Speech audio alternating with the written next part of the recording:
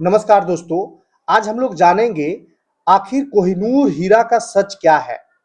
कोहिनूर हीरा को भारत में किसने खोजा और फिर भारत से किसने चोरी करके ईरान लेकर के गया और ईरान से फिर अफगानिस्तान कैसे पहुंचा और अफगानिस्तान से फिर कोहिनूर हीरा भारत कैसे आया और भारत से फिर इसका चोरी हो गया भारत से और फिर ये इंग्लैंड कैसे पहुंचा।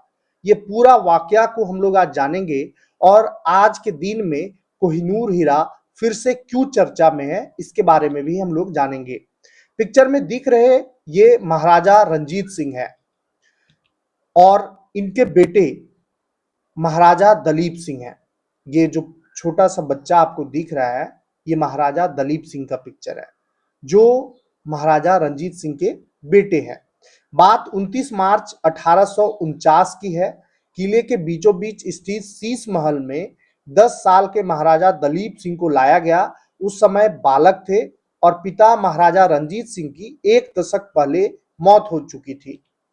दलीप सिंह के चारों ओर लाल कोट और हैट पहने अंग्रेजों ने घेरा बनाए हुए था। थोड़ी देर बाद एक सार्वजनिक समारोह में उन्होंने अपने दरबार के बचे खुचे सरदारों के सामने उस दस्तावेज पर दस्तखत कर दिया जिसका अंग्रेज सरकार बरसों से इंतजार कर रही थी, यानी कि सिख हुकूमत को विदा कर दिया। कुछ ही मिनटों में लाहौर किले पर सिख खालसा का झंडा नीचे उतार दिया गया और उसकी जगह ईस्ट इंडिया कंपनी का धारियों वाला झंडा लगा दिया गया और लाहौर किला पर लहराने लगा। इसके साथ ही सिख साम्राज्य का सिर्फ ईस्ट इंडिया कंपनी का प्रभुत्व हो गया और सिख साम्राज्य का अंत हो गया, बल्कि दुनिया का सबसे मशहूर हीरा कोहिनूर भी उनके कब्जे में चला गया। अब आपको यहां तक पता चल गया होगा कि कोहिनूर हीरा कैसे ब्रिटेन के कब्जे में गया। तो ब्रिटेन का कब्जा में कोहिनूर हीरा महाराजा दिलीप सिंह के दस्तखत के बाद गया। कोहिनूर के बारे में कहा जाता है कि इसे संभवतः तुर्कों ने किसी दक्षिण भारतीय मंदिर में एक मूर्ति की आंख से निकाला था। कोहिनूर हीरा कहां से मिला था? तो कोहिनूर हीरा के बारे में ये बात बहुत प्रचलित है कि ये किसी मूर्ति के आंख से निकाला गया था, यानी कि भगवान का मतलब कि सर आंख से निकाला गया था। अब समझ सकते हैं कि किस तरह से उपद्रवियों ने उपद्रव किया था। इतिहास कहां से कैसे बदलता है उसको समझना है। Kohinoor the story of the world's most infamous diamond पुस्तक के लेखक विलियम डेलरिपम कहते हैं कोहिनूर का पहला आधिकारिक जिक्र 1750 में फारसी इतिहासकार मोहम्मद मारवी के नादिर शाह के भारत वर्णन में मिलता है। मारवी लिखते हैं कि उन्होंने अपनी आंख से कोहिनूर को देखा है। वह उस समय तख्त ए ताऊस के ऊपरी हिस्से में जड़ा हुआ था जिसे नादिर शाह दिल्ली से लूटकर ईरान ले गए थे। कोहिनूर मुर्गी के अंडे जैसा के बराबर था और जिसके बारे में कहा जाता है कि उसे बेचकर पूरी दुनिया को 2.5 दिनों तक खाना खिलाया जा सकता था। तख्त ए ताऊस को बनाने में ताजमहल से दोगुना धन खर्च हुआ था। आप देख रहे होंगे अभी ताजमहल कैसा है, उससे दोगुना धन जो है वो तख्त ए ताऊस को बनाने में किया गया था, खर्च लगा था ताकि नादिर शाह इसे अपनी बाहों में बांध सके। अब कोहिनूर को तख्त ए ताऊस से निकाल लिया गया और नादिर शाह अपने बाहों में बांधने लगे। नादिर शाह ने करनाल के पास अपने 1.5 लाख सैनिकों की बदौलत मुगल बादशाह मोहम्मद शाह रंगीला की 10 लाख की सेना को हराया था।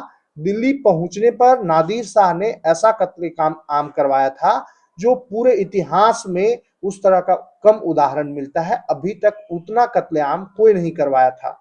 मशहूर इतिहासकार सर एच.एम. इलियट और जॉन डायस अपनी किताब the history of India as told by its own history में लिखते हैं जैसे ही नादिर शाह के 40,000 सैनिक दिल्ली में घुसे, अनाज के दाम दोगुने हो गए। जब नादिर शाह के सैनिकों ने मोल भाव करना चाहा तो उनमें और दुकानदारों में झड़प हो गई। लोगों ने सैनिकों पर हमला कर दिया। दोपहर तक 900 फारसी सैनिक जो है वो मारे जा चुके थे। तब नादिर शाह ने दिल्ली के आबादी के कत्लेआम का आदेश दिया और कत्लेआम सुबह 9 बजे से स्टार्ट हो गया। सबसे ज्यादा लोग लाल किला, जामा मस्जिद, दरीबा और चांदनी चौक में मारे गए। कुल मिलाकर 30,000 से ज्यादा लोग मारे गए। एक और इतिहासकार विलियम फ्लोर अपनी न्यू किताब new facts of Nader Shah India campaign में लिखते हैं, मोहम्मद शाह के सेनापति निजामुल मुल्क बिना पगड़ी के नादिर शाह के सामने गए। उनके दोनों हाथ पीछे की तरफ उनकी पगड़ी ही से बंधे हुए थे। उन्होंने उनके सामने घुटनों के बल बैठकर कहा कि दिल्ली के लोगों से बदला लेने के बजाय वह उनसे अपना बदला लें। नादिर शाह ने इस शर्त पर कत्ले-आम रुकवाया कि वह उनके दिल्ली छोड़ने से पहले उन्हें 100 करोड़ रुपए देंगे। अगले कुछ दिनों तक निजामुल मुल्क ने अपनी ही राजधानी को लूटकर वह धन चुकाया। संक्षेप में एक क्षण में 348 सालों से मुगलों की जमा की हुई दौलत का मालिक कोई दूसरा हो गया। मैंने मुगल रत्नों के विशेषज्ञों से बातचीत कर अपने शोध की शुरुआत की। उनमें से अधिकतर राय थी कि कोहिनूर के इतिहास के बारे में जो बातें प्रचलित है वो बिल्कुल गलत है। नादिर शाह के पास जाने के बाद ही कोहिनूर पर पहली बार लोगों का ध्यान गया। थियो मेटकॉफ लिखते हैं कि दरबार की एक नर्तकी ने नूरबाई ने नादिर शाह से मुखबरी की और मोहम्मद शाह ने अपनी पगड़ी में कोहिनूर को छुपा रखा था। नादिर शाह ने दोस्ती के नाते दोनों का पगड़ी बदलवाया और तब जाकर के कोहिनूर जो है वो नादिर शाह के पास पहुंचा। इस तरह कोहिनूर नादिर शाह के हाथ में आया। जब उसने पहली बार कोहिनूर को देखा तो देखता ही रह गया। उसी ने उसका नाम कोहिनूर यानी कि रोशनी का पहाड़ रखा। दिल्ली की लूट अफगानिस्तान ले जाने का बहुत दिलचस्प बयान फारसी इतिहासकार मोहम्मद काजिम मारवी ने अपनी किताब आलम आरा ए नादरी में लिखा है। मारवी लिखते हैं, दिल्ली में 57 दिनों तक रहने के बाद 16 मई 1739 को नादिर शाह ने अपने देश का रुख किया। अपने साथ वह पीढ़ियों से जुटाई गई मुगलों की सारी दौलत ले गया। उसकी सबसे बड़ी लूट थी तख्त ताऊस, जिसमें कोहिनूर और तैमूर की रूबी जुड़ी हुई थी। लूटे गए सारे खजाने की 1700 हाथियों और 700 हाथियों, 400 ऊंटों और 17,000 घोड़ों पर लादकर ईरान के लिए रवाना किया गया। जब पूरी सेना चिनाब के पुल से गुजरी तो हर सैनिक की तलाशी ली गई। कई सिपाहियों ने हीरे जवाहरात जब्त किए जाने के डर से उन्हें जमीन में गाड़ दिया। कुछ ने तो नदी में बहा दिया कि फिर से आकर के हम नदी से उठा ले जाएंगे। अब बात है 1813 में कोहिनूर महाराजा रंजीत सिंह के पास कैसे पहुंचा।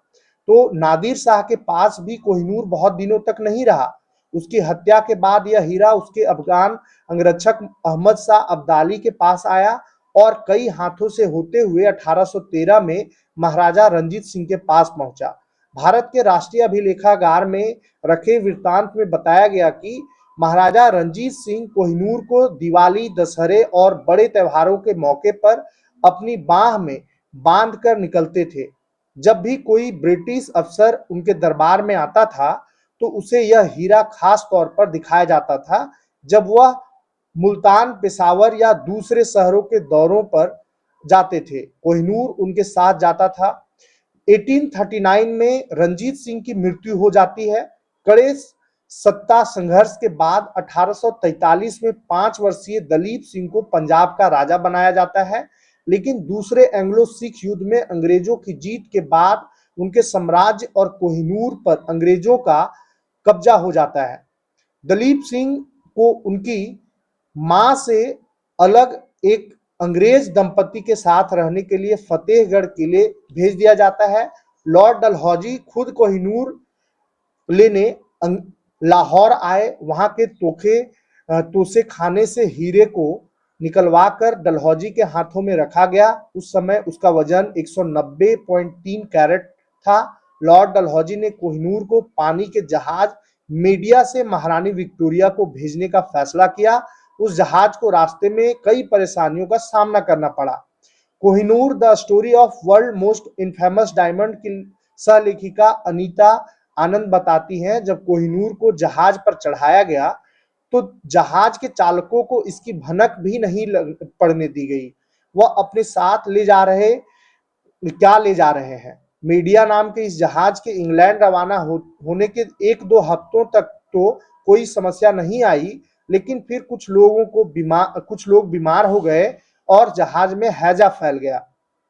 जहाज के कप्तान ने चालकों से कहा कि चिंता मत करो, क्योंकि मॉरिशस आने वाला है, वहां हमें दवाई और खाना मिलेगा, सब कुछ ठीक हो जाएगा। लेकिन जब जहाज मॉरिशस पहुंचने वाला था, वहां के मॉरिशस के लोगों को जहाज में बीमारी के बारे में पता चल गया और मॉरिशस के लोग जो है, वहां की सेना जो है, वो मॉरिशस के तट पर रुकने से मना कर दिए और अगर मॉरिशस के नजदीक जाता है तो सेना ने पूरे जहाज को उड़ाने का धमकी दे दी। चालक दल जो हैजा फैलने से मुश्किल में आ गए थे, यही मानते रहे कि किसी तरह इंग्लैंड पहुंच जाए। रास्ते में उन्हें एक बहुत बड़े समुद्री तूफान का भी सामना करना पड़ा, जिसने लगभग जहाज को 2/3 में तोड़ दिया। जब वह इंग्लैंड पहुंचे, तब जाकर उन्हें पता चला कि वह अपने साथ कोहिनूर लेकर आ रहे थे और शायद ही इसी वजह से उन्हें इतनी मुसीबतों का सामना करना पड़ा। जब कोहिनूर लंदन पहुंचा तो उसे क्रिस्टल पैलेस में ब्रिटेन की जनता के सामने प्रदर्शित किया गया। विलियम रिपल कहते हैं, कोहिनूर को ब्रिटेन ले जाने के बाद 3 साल तक इसकी वहां नुमाइश की गई। द टाइम्स ने लिखा कि लंदन में इससे पहले कभी इतना भीड़ और जमावड़ा नहीं हुआ था जितना कोहिनूर के प्रदर्शनी में जमावड़ा लगा। जब लोग प्रदर्शनी के द्वार पर पहुंचे तो उन्हें अंदर घुसने के लिए घंटों लाइन लगानी पड़ी। यह हीरा पूरब में ब्रिटिश शासन की ताकत का प्रतीक बन गया था और ब्रिटेन की फौजी ताकत के बढ़ते असर को भी दिखाया जाने लगा। इस बीच फतेहगढ़ किले में रह रहे महाराजा दलीप सिंह ने लंदन जाकर महारानी विक्टोरिया से मिलने की इच्छा प्रकट की। रानी मिलने के लिए तैयार भी हो गई। दलीप सिंह ने रानी विक्टोरिया के पास रखे कोहिनूर हीरे को उन्हें भेंट किया। अनीता आनंद कहती हैं कि रानी विक्टोरिया को हमेशा बुरा लगता था कि उनकी हुकूमत ने एक बच्चे के साथ गलत किया है और हीरा चुरा करके हमको दिया गया है। दलीप सिंह को दिल से चाहती थी रानी विक्टोरिया, इसलिए उनके साथ इस तरह का व्यवहार करती थी और उनको दुख होता था। हालांकि कोहिनूर उनके पास 2 साल पहले पहुंच चुका था, लेकिन उन्होंने सार्वजनिक तौर पर अभी तक नहीं पहना था। उन्हें लगता था कि यह दलीप ने इसे देखा तो उनको बहुत बुरा लगेगा। रानी ने उनसे दिलीप सिंह का एक चित्र बनाने के लिए कहा, जिसे वह अपने महल में लगाना चाहती थी। जब दिलीप सिंह बकिंघम पैलेस के व्हाइट स्ट्रांग रूम में मंच पर खड़े होकर अपना चित्र बनवा रहे थे, तब रानी ने एक सैनिक को बुलाकर बक्सा लाने के लिए कहा जिसमें कोहिनूर रखा हुआ था। उन्होंने दिलीप सिंह से कहा कि मैं आपको एक चीज दिखाना चाहती हूँ। दलीप सिंह ने कोहिनूर को देखते ही अपने हाथों में उठा लिया। उसे उन्हें खिड़की के पास ले जाकर धूप में देखा, तब उस कोहिनूर की शक्ल बदल चुकी थी और उसे काटा जा चुका था।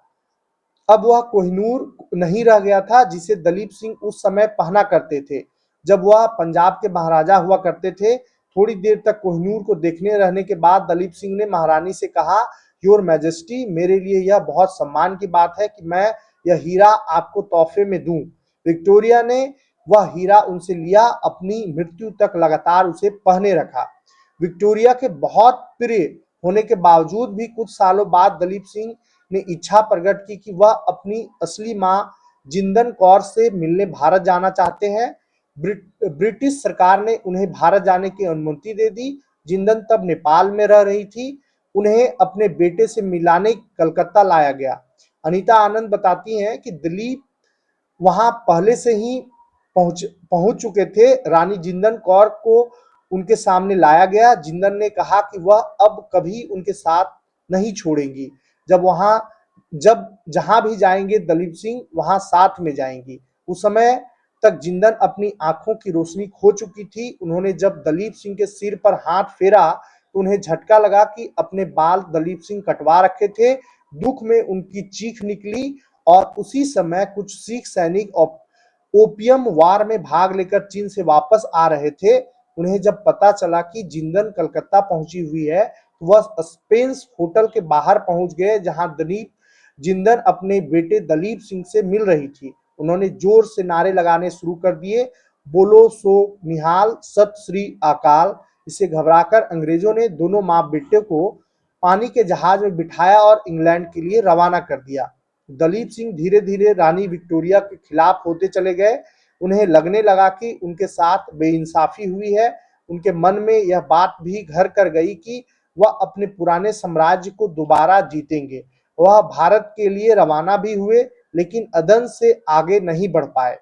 21 अप्रैल 1886 को उन्हें और उनके परिवार को पोर्ट सईद में गिरफ्तार कर लिया गया। बाद में उन्हें छोड़ दिया गया, लेकिन उनका सब कुछ छीन लिया गया। 21 अक्टूबर 1893 को पेरिस की एक बहुत मामूली होटल में उनकी लाश मिली। उस समय उनके साथ उनके परिवार का कोई सदस्य मौजूद नहीं था। इसके साथ ही महाराजा रंजीत सिंह का वंश हमेशा के लिए खत्म हो गया। महारानी विक्टोरिया के बाद उनके बेटे महाराजा एडवर्ड सप्तम ने कोहिनूर को अपने ताज में नहीं लगाया, लेकिन उनकी पत्नी महारानी अलेक्जेंड्रा के ताज में कोहिनूर को जगह मिली। कोहिनूर के साथ एक अंधविश्वास फैल गया कि कोई भी पुरुष इसे हाथ लगाएगा उसे बर्बाद कर देगा, लेकिन महिलाओं को इसे पहनने में कोई दिक्कत नहीं आ रही थी। बाद में भावी राजा जॉर्ज पंचम की पत्नी राजकुमारी मेरी ने भी उसे अपने ताज के बीच पहना, लेकिन इसके बाद महारानी एलिजाबेथ द्वितीय ने कोहिनूर को अपने ताज में जगह नहीं दी। आजकल दुनिया का ये सबसे मशहूर हीरा टावर ऑफ लंदन के जेवेल हाउस में रखा हुआ है, और अभी ये फिलहाल चर्चा में इसलिए है क्योंकि लंदन के जो मेयर हैं वो कोहिनूर को वापस लाने के लिए एक बयान जारी किए हैं। जोहरान ममदानी इनका नाम है, और ममदानी ने कोहिनूर को भारत रिटर्न करने के लिए फिर से एक राग अलाप दिए हैं, जिस वजह से कोहिनूर हीरा फिर से एक बार चर्चा में आ गया है। इस पर आपका क्या राय है, कमेंट करके जरूर बताएं। धन्यवाद।